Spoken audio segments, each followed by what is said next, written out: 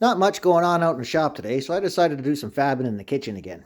A while back there, I had some company over here, and it came dinner time, and all of a sudden I had the task of feeding 8 mouths. I was totally unprepared and didn't know what I was going to do. But this is what I pulled out of my hat.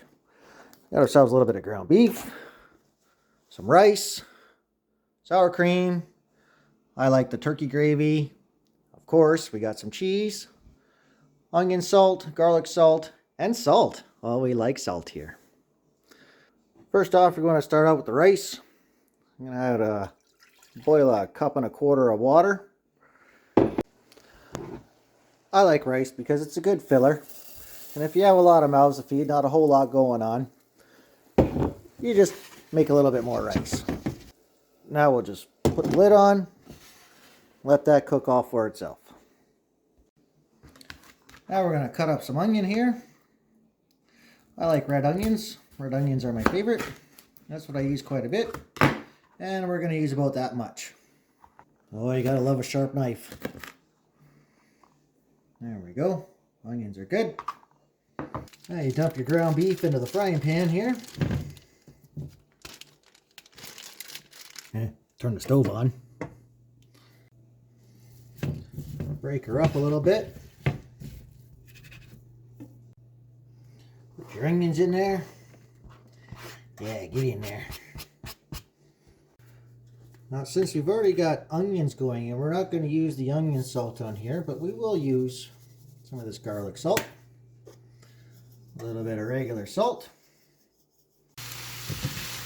Oh yeah, she's already starting to smell good in here. I'm getting hungry.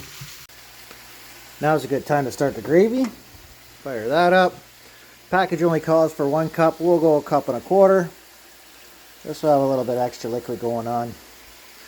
Now when I'm making the gravy, I like to just pour in a little bit at a time and whisk her right in so you don't get the clumps. Just keep stirring her good there for a little bit. And when your gravy's done, just go ahead and pour that right into your hamburger.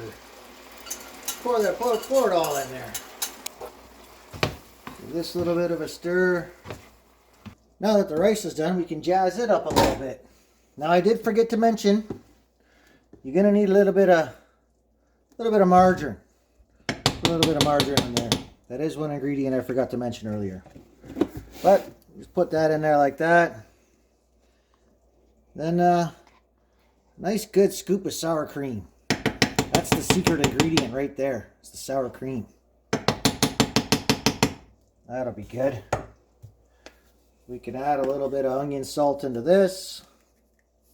A little bit of garlic salt.